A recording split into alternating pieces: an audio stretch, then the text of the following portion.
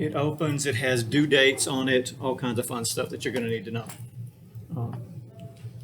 You folks in Wichita Falls need to be listening just to be sure, because there are some folks who haven't quite got the hang of it just yet. Where did that go?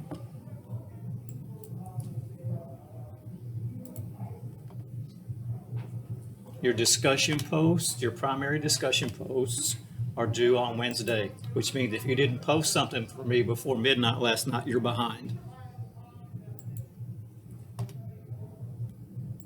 I tend to get I flex a little bit more during the first week because everybody's trying to get their feet wet, and I don't need to do that.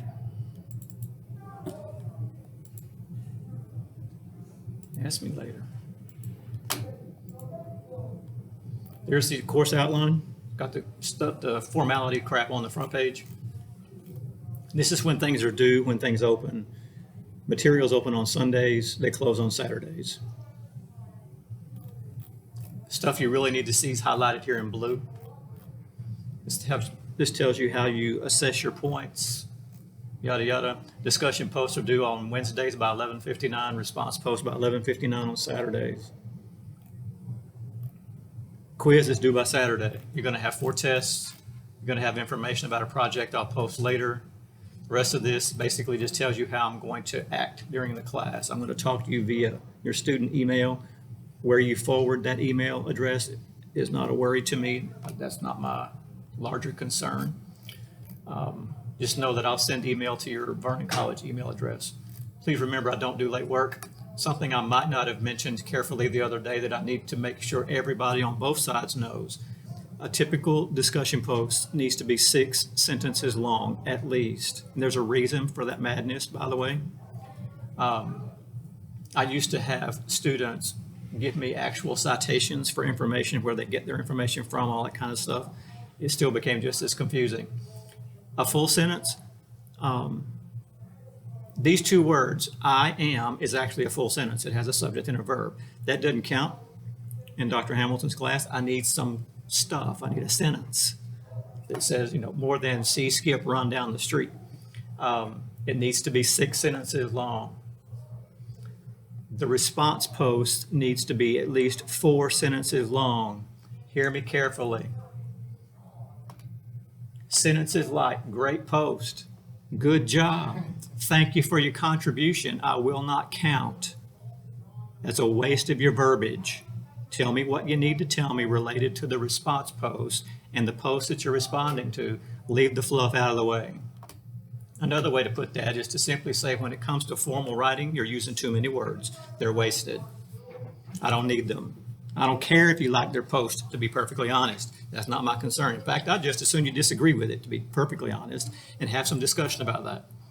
All I want to know is where if you can tell me where you got your information. Don't get garbage information from Psychology Today off of the web. That's not going to be a helpful resource. If you want to get a .edu or a .gov source for some information, that's a great idea. But you need to have something besides hello and how are you for some sentences. I don't mean to sound sharp, but sometimes this gets a bit frustrating. Some of you may be curious, do you actually count periods? Sometimes. Be sure you punctuate your stuff right. Now, you may have 2 or 3 thoughts that you've run together that you think are 3 sentences and you didn't put any punctuation in there. That's a sentence. That's not 3. So be mindful of those sorts of things. And the reason for that is to give you a little bit more writing skill. It will help you a little bit later in your English class. Please note I don't do late work unless somebody in your family has died, or you can provide me with some significant doctor's excuse. That makes sense so far? Somebody wave on the other side. That lets me know you at least heard me. Thank you. Any question about any of that over here before I move on to something else? I'd rather talk about how psychology works instead of things that can become irritating. All right, so let's get back over here to where I am. Now you folks over there in Vernon should be able to hear me. I'm going to do a lecture from over here. It's being recorded on another computer I have. I know you can't interact because I can't read your lips. So do the best you can. If you have a question, we'll figure out a way for you to communicate that information to me. If I have to pick up the phone and dial the extension and get you on the line, that's fine, I'll do that. But for the most part at the moment, just hang tight. We're going to jump into some general psychological things, I hope. If I can get back over here to this other screen.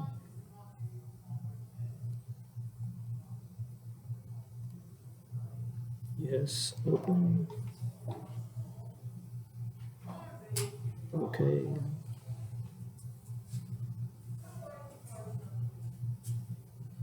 Bye, Mrs. Turbobill.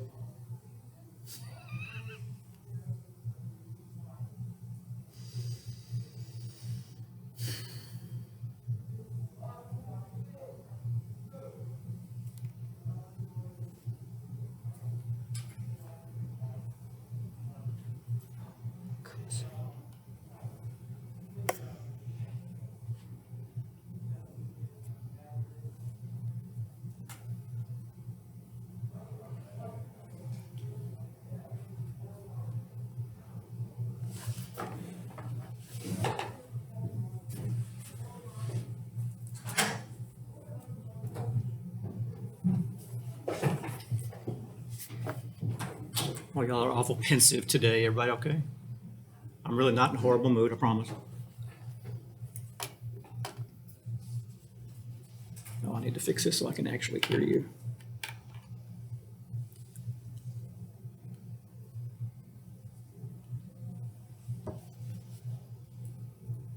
Someone sent me an email asking me about whether or not we would discuss the discussion post. I really hadn't thought that much about it. I usually have not, but I'm certainly willing to do that.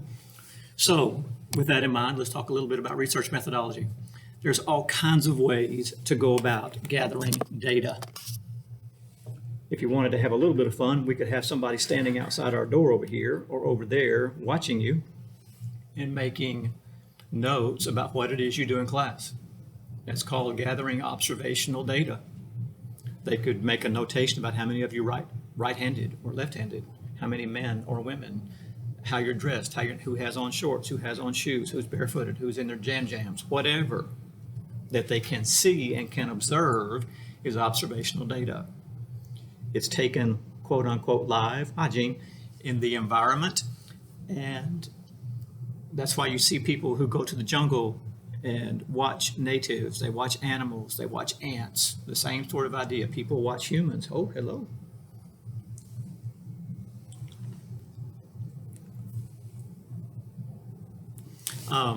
That's one way to do research. You can do survey information and gather information by, how many of you, oh, they're playing over there.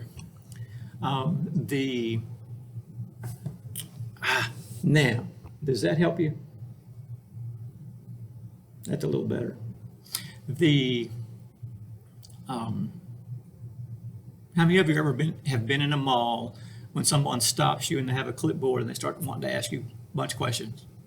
Anybody ever had that come up? They're gathering survey data. They're doing a research project on something. Whether they want to know how often you eat at Taco Bell or whatever. I don't know what they might be looking for. If you can and you actually have some time, give them a little bit of your time and let them ask you some questions. Somebody's doing some kind of research on something and it's probably somewhat important for them or they wouldn't bother. And you can gather information about anything that you can possibly think of. I can't think of anything off the top of my head that somebody hasn't asked a question about at some point in time. That's just the way human creatures are. We're curious to know stuff, okay? What other sorts of research methodologies did you come across when you were thinking about writing about them?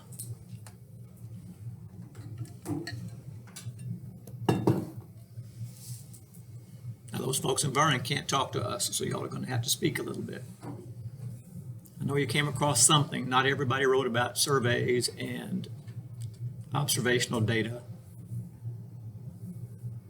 What else? Come on. You can do it. Did y'all pass that roll sheet around, or is it still sitting up here somewhere? Go ahead. Came across experiments. Experiments, yes. Experiments are when they measure certain pieces of information and do comparisons between them. What is called a truly experimental research design is a way of getting a group of people by random choice. Another aspect of a truly experimental design is that not only is it random choice, but it's also called blind or double blind. If it's a double blind experimental survey, what you find out is that the people don't know if they're in the survey group or not. In other words, we could have a group of, there's what, 12 people in here. We could split up the group into what's called a control group, a research group, and nobody. Would you let them in, please? Oh, somebody's going to come help me. Hello. Uh-oh, somebody's on the phone. Stand by. Oh, you need to talk to me? No, actually, I don't. He said to get it. You can't hear him, or they can't hear you. Yeah, okay, go ahead, Gene. I can't hear y'all, no. Oh, that's not a good thing, because my microphone is on.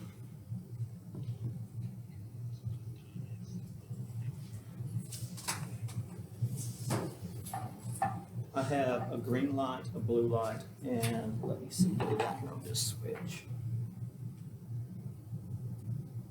If that switch is actually down, does it need to be up? Because if I'm afraid if I, tell you what, if I flip it on and we all go away, then it was wrong. Yeah, it all went away. So that was on. It'll be back in a moment. Everything looks good. Sorry? No, everything looks good. Okay, sure. Technology is a miraculous thing when it works and not when it does not. But then again, folks like yourselves have never lived when technology was not forefront, was it? It's only for old people like myself. Anyway, experimental research. You can get a double-blind study. That means that people don't know they're in the study group or not. That's the only way to keep data unbiased. It's when you have a completely blind or double-blind survey of some kind. There's always the possibility of doing what's called a case study, which can be one person or one group of individuals. We could have a case study on general psychology 300 and not include general psychology 100, which is over in Vernon. We could split that group in half and do the ones who do on Tuesday and the other ones who do on Thursday or whatever. All kinds of ways to do case studies. Now, case studies are typically used to establish the validity of a hypothesis. And a hypothesis is a supposition or a notion of what is or is not so. If you want to take a survey, the air in room 715 contains oxygen. That would be a hypothesis. Well, we all know that it does because if it didn't, we would be dead. But to validate that hypothesis, we could test the air. But the hypothesis is that there is oxygen in room 715. What's called a null hypothesis would be to say, no, there's not any oxygen. It's worded a little bit differently, but that's basically what it means. Because what you end up with is no, there is no difference. Or yes, there is some difference. Again, it depends on how you word some things, but that's not the primary point of the research. And again, you can do research on anything you want, from the color of people's eyeballs to how many toes or fingers they have, or don't have. How many of you have injuries on your hands at the moment? Again, if you can think of it, somebody's probably researched it before at some level or other. And the idea is simply to be reminded that we can gather information on all kinds of things. And the other curiosities, aside from that broad scattershot of research notions. All right, from a psychological perspective, I'm going to speak a little bit, and it may not be specifically noted in chapter 1, but it's important for you to hear anyway. We're going to be talking about different aspects of your brain and how it works. Now, in the grand scheme of things, I know that you probably don't care what the hypothalamus does. I understand. But when you understand a little bit more about what the hypothalamus does as it helps you function from day to day and from moment to moment, it may make a little bit of difference then. And we'll get to things like that across the semester. But what I want you to be pondering today, to begin with, is something that may at first seem really very simple, but if you're not careful, can get very complicated. For me to say simply, we are what we think, or for you, you are what you think, what does that say to you? We are who we are. One more time. We are who we are. We are who we are. That's fair. What else? Nobody can change it. It can't change what? Who we are, nobody can change who we are. Just You said we are what we think. In a way, we can create ourselves by how it is we think, is another way to look at that. Your personality is linked to the different thoughts and actions. Yes, personality, different thoughts and different actions, all those kinds of things. Anything else come to mind? Like a mind over matter kind of thing. In a way, it can be mind over matter. Let me see if I can get this statement put out the right way. It is not very easy to think yourself into a better behavior, but you can behave yourself into a better feeling. It's kind of like asking the question, which comes first, the chicken or the egg? I can behave like however I want to behave all day long. Let's say for fun that I am a terribly debaucherous fellow and I have numerous extramarital affairs. Okay, now that is about how I behave. That is not about how I, quote, feel. That's a behavior. I'm not asking you to think about it from the standpoint of whether you agree with my willingness to do so or not. That's not the point. We're talking about my behavior. My behavior is different from what I think about it. We're going to assume if I behave in a certain way that there must be something about the thought of it that I find intriguing or I wouldn't bother. But it's important to remember that those things are very separate entities. I mentioned the other day, general psychology can be an absolute bust for some people, or it can be one of the best classes you ever take. A lot of what you think about is going to help us determine that. If you think this class is going to suck, that Dr. Hamilton is short, ugly, and his mama dresses him funny, you may actually be right. I may be short and ugly, and my mom may dress me funny. She may do that. But whether or not we enjoy ourselves in psychology is going to also be about what you think about the notion of learning something about how your brain works and how your body responds to that. That's an important piece. What you think is what you become. Your thoughts help mold your character. Your character is the part of you that we see in the world. Good, bad, or indifferent. You are, at the moment, the sum total of every thought and every experience you've ever had in all of your years. Good ones, bad ones, or indifferent ones. One of the challenges that comes up with that is how we respond to that information that we come to know about ourselves. That's the ticket. Some of us, I'm going to assume, which I know is very dangerous, and you'll hear me comment about that often. Assumptions are always very dangerous, but I will assume that some of us, at some level or other, whether it's been emotional, whether it's been sexual, whether it's been physical, or any other kind of abuse you can come up with, have experienced some of those sorts of things. Now, what you do with the thoughts about those events is what shapes who you are, along with the events themselves. Well, what does it interact like that? So like is in, how does our past or something that happens, how does it affect life? We make choices and decisions based on those thoughts we have about those events.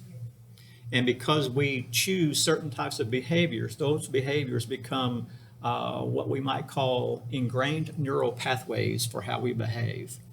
Example, somebody who is a veteran and has challenges related to PTSD, there's all kinds of reasons people encounter PTSD sorts of circumstances, but usually one of the most significant pieces of criteria is that they have encountered an event of some sort that threatens them with death, or they are exposed to someone else's exposure of death. If you're in the military and you're over in Afghanistan or whatever else, you watch your buddy get blown up. That's going to be traumatic, okay? And we respond in a certain way. Our brain kicks in and we go into hyper overdrive into how we're going to care for ourselves. A lot of people, as part of PTSD, shut that information off. They just reach down, turn the volume off, and go on like life has not altered in any way. That will eventually sneak up on them and bite them on the butt because it will come out later in some of their other behavior because they've squashed it. Other individuals who openly embrace this difficult circumstance and try to understand their discomfort with it will manage with it much better. One of the best treatments for individuals who have PTSD is to, in a safe environment, i.e. a therapist's office, get them back to the events in their mind's eye that they experienced that created the trauma, and helping them become more, quote, comfortable with the experience of that trauma. What happens with PTSD patients is that they think their response to those events is not helpful, and then they respond accordingly. This is not a helpful behavior, which just creates some other crappy behavior, which creates some other crappy thoughts, and now we're in this cycle that we can't get out of. We become the products of how it is we think. So if you think you are an intelligent person, chances are, when compared to most other individuals, you will come off as reasonably intelligent. Does that mean that a person who has an IQ of 40 and who wears a diaper every day can think themselves into a great IQ? No, that's not going to happen. You have to have a certain amount of wiring that is quote unquote appropriate anyway for the process to work, but you get to think yourself into what it is you want to become. If you want to be rich and famous, you can start by acting like you're rich and famous. You can act yourself and behave yourself into a better feeling. One of the things that I have often stressed with folks, and until people try it, sometimes they don't believe me, how you dress will determine how you feel. If you come to school in your jams, you're going to be sleepy. If I was to wear my cargo shorts and a t-shirt up here to quote unquote facilitate some general psychology, what are y'all going to think about me? Terribly unprofessional and a bit sloppy, and he's got bird legs or whatever. You know, he could do a whole lot better than that.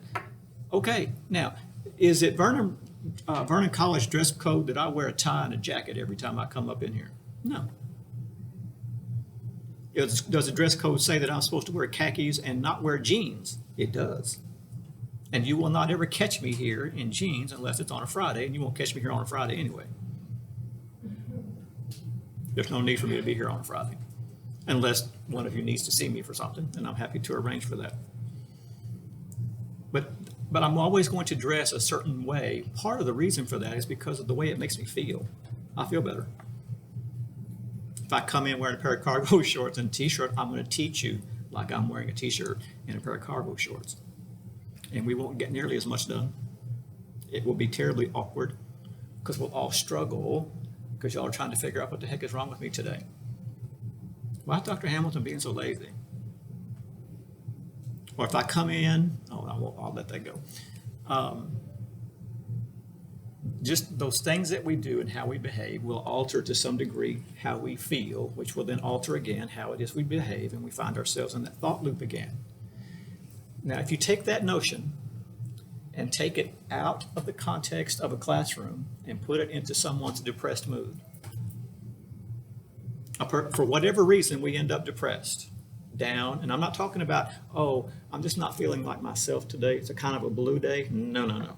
That's a blue day. Depression, I'm in the bed, got my head covered up, and I'm not coming out. Night, day, doesn't matter. I'm not coming.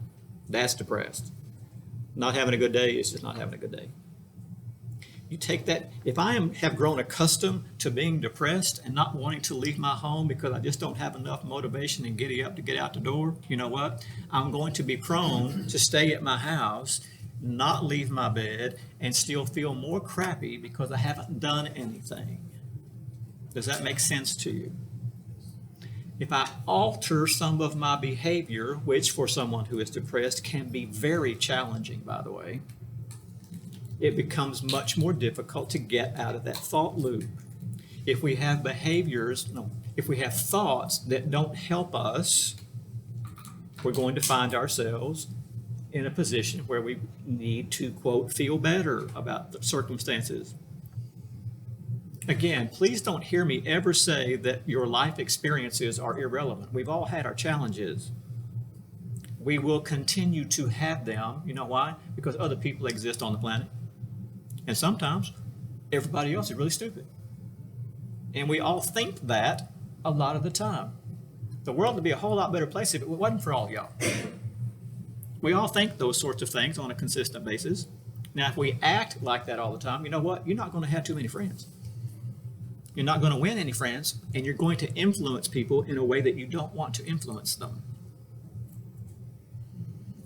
Think about what it is you think about. When you get it's also about one's self-awareness, being aware of yourself. And one of the things that I try to do this semester, for whatever reason, I'm being much more overt about it instead of quietly, is I want to be very upfront about how it is you can create your own self into your own world.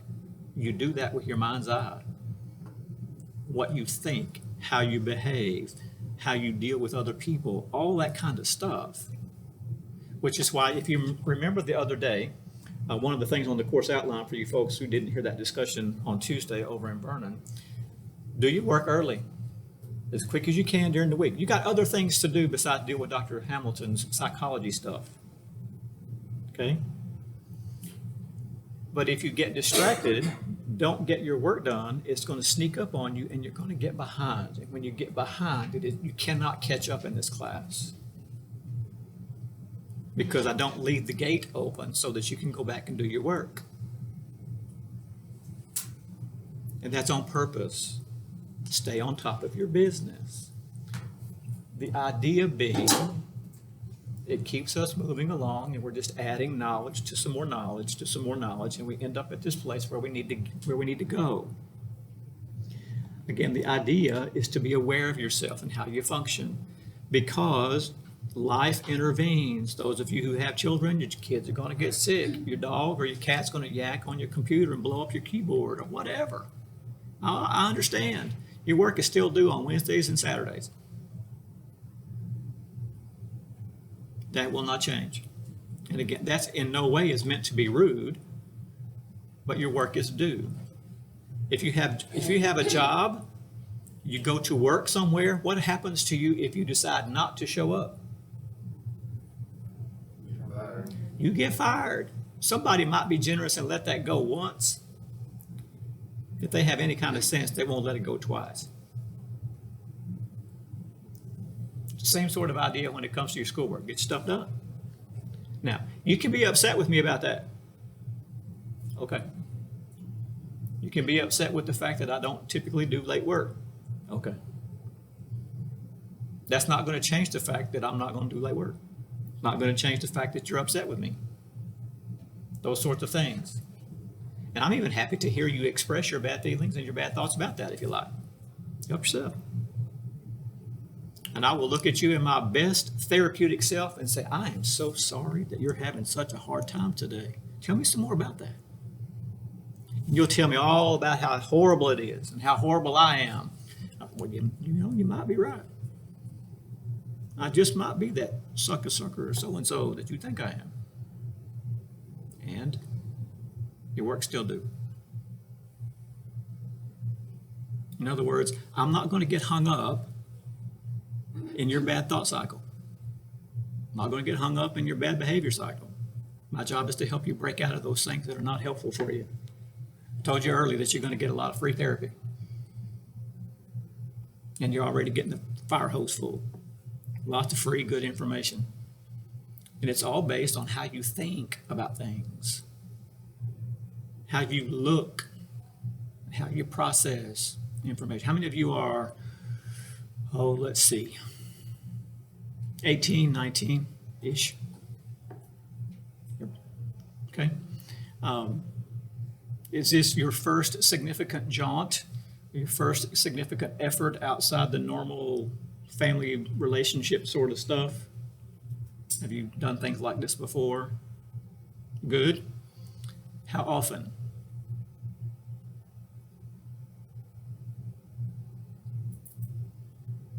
Either a whole bunch or not very. No, very. Not very. But you have ventured out a little bit. Good. When I was your age, my first venture out was a fight with my mother when she said, if you're going to leave, leave. If you're not, shut up. So I packed up, and 4 hours later, I was out the door. I'm not telling you that was a good choice, but that's what I did. And I had to live, with the fallout of that. Wake up call. I'm sorry? So it wasn't wake up. Oh, heck yeah, it was. And I still go back tomorrow. I'm done at 17, I'm 30, and I still go back to the same one. And I got 3 kids. And we all do to some degree or other. Now, I can't go back and forth anymore. Everybody has died. I'm the big dog on the front porch of our family now. So I can't go back. In the That's why I say treat your mom and your parents with charity. He said, and we all deal with those kinds of things. However, we've learned how to deal with them. How we respond to stress and adversity. We learned how to do those things in our earliest contexts. Used to, I would refer, it's been years ago, I would talk to you about your parents. You will very rarely ever hear me make reference to your parents. I'll speak with you about your caregivers, because your caregivers may not have been your parents, and your parents might not have been your caregivers, and vice versa. The whole thing. Good relationships, bad relationships, we've all had them. What I think about them is how things go. That's an important thing to remember. When people are rude to you, and again, this is not chapter 1 material. When people are rude to you, it's probably not about you. When they make personal attacks about you in some way or other, chances are that's something related to that person, not to you. Somebody gets excited and wants to tell me I'm ugly, my mom addresses me funny. I know better. Yep. We got a phone going over here, no worries. I know better, so I don't get overly excited about that. Think about what you do, and then do according to what you think. Another good example, and you ladies will have to help me here, it very rarely happens with men. It does happen with men, but very rarely. Ladies, how many times have you come across a male person, and regardless, it doesn't matter what the context is, the hair on the back of your neck stands straight up, and your first response is, I must get the hell away from here. You know when there's a dude that is dangerous. You know that, do you not? Or at least something about that male tells you this is not where I need to be at this particular moment. Trust that. You will get thoughts about people, circumstances, behaviors, all kinds of things that tell you something is askew here. Pay attention. It's a human survival instinct. It's programmed that way. Your brain functions in a certain way to help keep you safe. Now, please know, I am not about to launch into a discussion about what I think about evolutionary processes or the notion of evolution. We will have that discussion off and on throughout the whole semester. But what I am telling you is that the human brain tells the body what it needs to know to keep it safe. That's how the human species has come to be where we are. There was a point in time when the cave person needed to know if the saber-toothed tiger was going to chase him and try to eat him, or if he was going to pass by another way, so that the cave person knew whether to climb up in a tree or not. His mind, his or her brain, told him what to do. That's how we came to be how we are. Those thoughts and how we process those pieces of information, how we cope with those sorts of circumstances, all make us who we are, good, bad, or indifferent.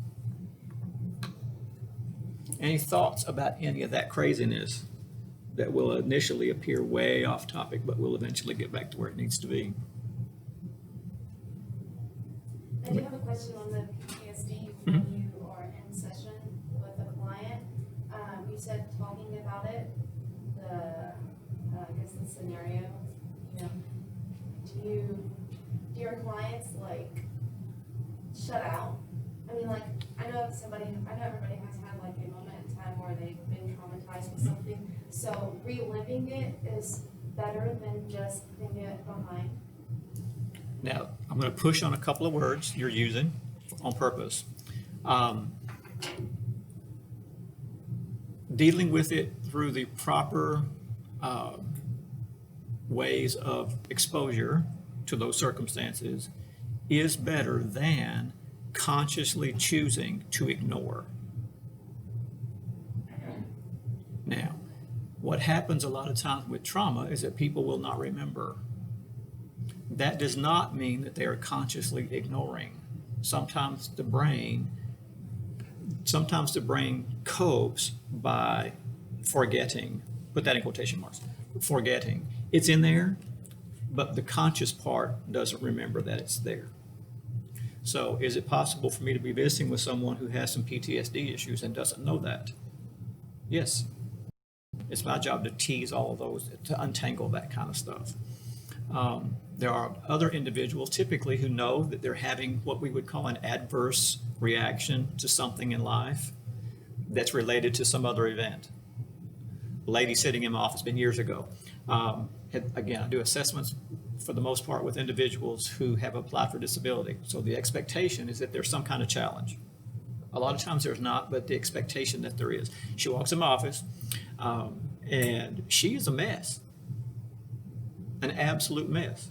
Now, in having this conversation with her over an hour, hour and a half, she had some reasons to be a mess. Her baby daddy had smothered her baby. Now, I got the whole story of how all of those events took place. As she told it to me, she started puking in my office, which again is not a terribly uncommon sort of response. But her physical body responded even to the living through telling me the story about it. And I wasn't doing therapy with her. I just asked her how she got in my office. But that kind of story is the backstory I look for when I'm doing assessment work. I need to know how people got from point A to point B. How did you end up in my office? So I get all this information from her, and she's telling me this story. Now, do I think that over time, her having told me that story is going to be more helpful for her in the long haul than playing like those events had never happened? Yes. Did she enjoy herself? No. She did not. Will she eventually, I would hope anyway, feel better about having survived those events? I would hope so.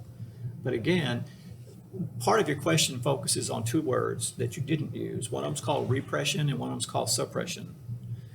When we suppress, we are consciously stuffing something down and choosing to ignore. Repression is when people don't realize that they've got something stuck off in a corner because of some event. Sexual abuse is a good example. A lot of people, women anyway, often will not remember that there has been an event of some sort. That's repression. The brain kicks in and shuts it out. If I'm aware of it and choose to ignore, I'm suppressing, and those are very different things. A lot of times people with PTSD or other sorts of adverse experience don't remember or are not aware that they are keeping them stuffed in a box. When they keep those things stuffed in a box, they will eventually begin to leak out into other places in their world. It just may take a while. I was a person who was never angry that anybody would have ever noticed, ever. I got permission from a group context that I was in at a time to be aware of what I was actually feeling in the midst of a moment or two, which gave me permission to feel. I got angry. I was 40 before I got angry. And then I was angry enough that my wife chuckled at me and said, if you're going to be like this every weekend when you come home, just stay the hell down there where you are. So for her, it was better for me to be angry somewhere else than to come home and be angry because I was trying to learn how to manage all that crap. So I had to figure that out. She helped me, and a good therapist. And I learned how to manage those things. Does the world ever know when I'm angry? A little bit of agitation will sneak out every once in a while, but as in angry and pissed off, nah.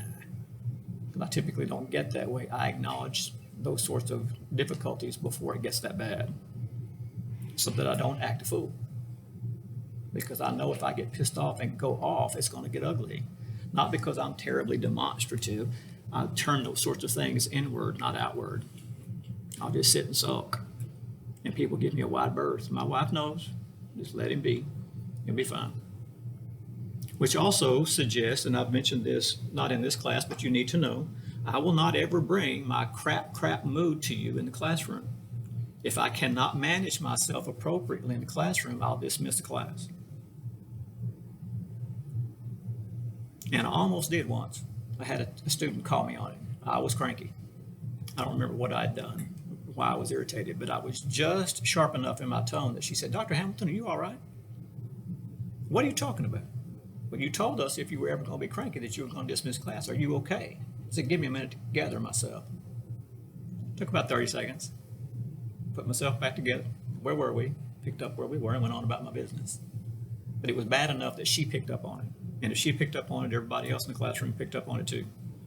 And that's not appropriate for me to come dump my garbage on you. Nope, not going to happen. And that's because it's a thought process. I'm not going to get stuck in that bad thought loop that keeps me hung up somewhere. Life is too short to get hung up in maladaptive behaviors and maladaptive thoughts. Life is way too short for that.